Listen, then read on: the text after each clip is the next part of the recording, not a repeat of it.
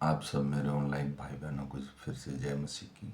परमेश्वर ने एक बार फिर हम सबको मिलने का मौका दिया, इसके लिए उसका धन्यवाद करेंगे। तो मैं आशा करता हूँ रात भर हम सबको एक अच्छा नींद दिया, सुबह हमने अच्छा दिन देखा, इसके लिए प्रभु का धन्यवाद करेंगे। आइए हम छोटी सी प्रार्थना करते हैं। धन्यवाद धन्यवाद धन्यवाद है मेरे महान और सामर्थी जीवित परमेश्वर। तू कितना करुणा में है प्रभु जी। तूने अपने विचार, अपनी सोच प्रभु इस बाइबल पुस्तक में लिख कर दी, ताकि प्रभु जी जो इन वचनों के अनुसार अपना जीवन गुजारे प्रभु, वो अनंत राज्य के वारिस हो प्रभु। ओ प्रभु, जब हम पाप में ही थे मेरे राजा, तब तूने अपना हाथ बढ़ाया प्रभु, और मेरे राजा हमको प्रभु इस दलदल की कीच से निकाल कर चट्टान पर खड़ा कर दिया प्रभु जी।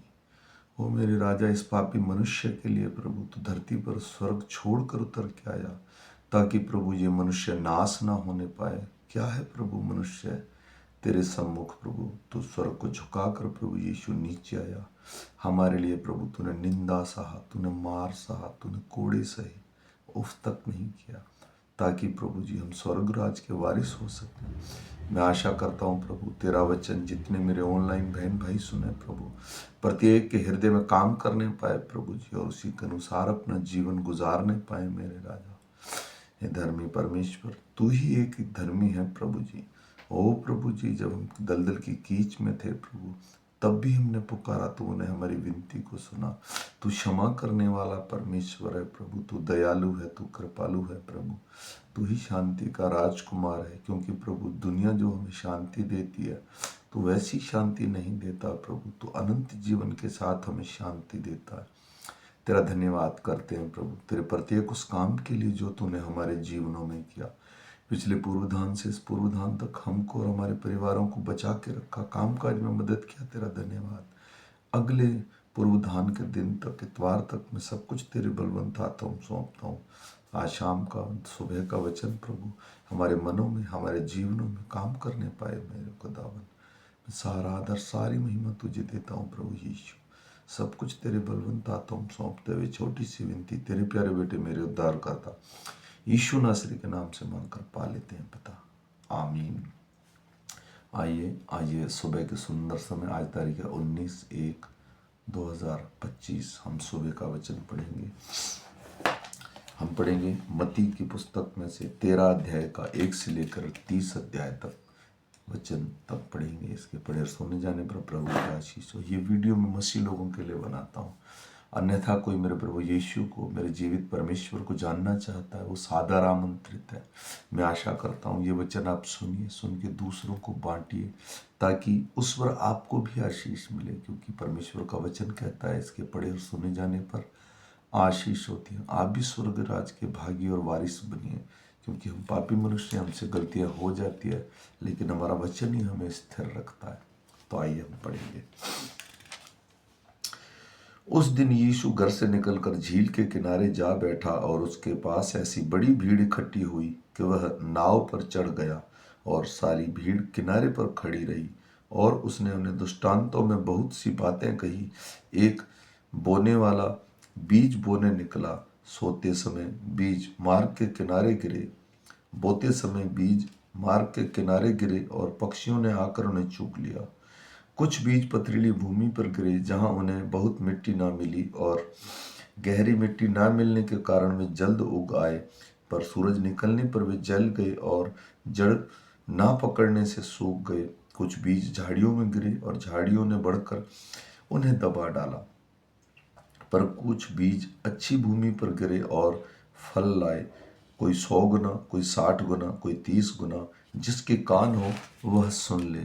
चेलों ने पास आकर उससे कहा, तू लोगों से दृष्टांतों में क्यों बातें करता है? उसने उत्तर दिया, तुमको स्वर्ग के राज्य के भेदों की समझ दी गई है, पर उनको नहीं। क्योंकि जिनके पास है उसे दिया जाएगा, और उसके पास बहुत हो जाएगा। पर जिसके पास कुछ नहीं है, उसे जो कुछ उसके पास है वह भी ले लिया जाएगा। मैं उनसे दृष्टांतों में इसलिए बात करता हूँ कि वे देखते हुए नहीं देखे, और सुनते हुए नहीं समझे। उनके विषय में यशायाह की यह भविष्यवाणी पूरी होती है, तुम कानों से तो सुनोगे पर समझोगे नहीं, और आंखों से तो देखोगे पर तुम ना सूझोगे, क्योंकि इन लोगों का मन मोटा हो गया है, और वे कानों से ऊंचा सुनते हैं और उन्हें अपनी आंखें मूंद ली हैं। कहीं ऐसा ना हो कि वे आंखों से देखें और कानों से सुने, मन से समझें और फिर जाएं और मैं उन्हें चंगा करूं। पर धन्य है तुम्हारी आंखें, वे देखती हैं, और तुम्हारे कान वे सुनते हैं, क्योंकि मैं तुमसे सच कहता हूं कि बहुत से भविष्यवक्ताओं ने और धर्मियों ने चाहा कि जो बातें तुम देखते हो देखें पर ना देखी, और जो बातें तुम सुनते हो सुने पर ना सुनी। अब तुम बोने वाले के दृष्टांत का अर्थ सुनो। जो कोई राज्य का वचन सुनकर नहीं समझता, उसके मन में जो कुछ बोया गया था उसे वह दुष्ट आकर छीन ले जाता है। यह वही है जो मार्ग के किनारे बोया गया था और जो पथरीली भूमि पर बोया गया था। यह वह है जो वचन सुनकर तुरंत आनंद के साथ मान लेते हैं, पर अपने में जड़ न रखने के कारण वह थोड़े ही दिनों का है। और जब वचन के कारण कलेश या उपद्रव होता है तो तुरंत उठकर ठोकर खाता है। जो झाड़ियों में बोया गया वह यह है जो वचन को सुनता है, पर इस संसार की चिंता और धन का धोखा वचन को दबाता है और वह फल नहीं लाता। जो अच्छी भूमि पर बोया गया वह यह है जो वचन को सुनकर समझता है और फल लाता है, कोई 100 गुना, कोई 60 गुना और कोई 30 गुना। यीशु ने उन्हें एक और दृष्टांत दिया। स्वर्ग का राज्य उस मनुष्य के समान है जिसने अपने खेत में अच्छा बीज बोया, पर जब लोग सो रहे थे तो उसके शत्रु आकर गेहूं के बीज, जंगली बीज बोकर चले गए। जब अंकुर निकले तो बालें लगी तो जंगली दाने के पौधे भी दिखाई दिए। इस पर गृहस्थ के दासों ने आकर उससे कहा, हे स्वामी, क्या तूने अपने खेत में अच्छा बीज ना बोया था? फिर जंगली दाने के पौधे उसमें कहाँ से आए? उसने कहा, यह किसी शत्रु का काम है। दासों ने उससे कहा, क्या तेरी इच्छा है कि हम जाकर उनको बटोर लें? उसने कहा, नहीं, ऐसा ना हो कि जंगली दानों के पौधे बटोरते समय तुम उनके साथ गेहूं को उखाड़ लो। कटनी तक दोनों को एक साथ बढ़ने दो, और कटनी के समय मैं काटने वालों से कहूँगा कि पहले जंगली दाने के पौधे बटोर कर जलाने के लिए गट्ठे बांध लो, और गेहूं को मेरे खत्ते में इकट्ठा करो। आमीन। आज हमने सीखा, परमेश्वर यीशु मसीह ने एक दृष्टांत बताया कि बीज का बोने वाला। परमेश्वर का वचन साफ साफ कहता है, बीज का बोने वाला उसका वचन है जो हमारे हृदयों में काम करता है।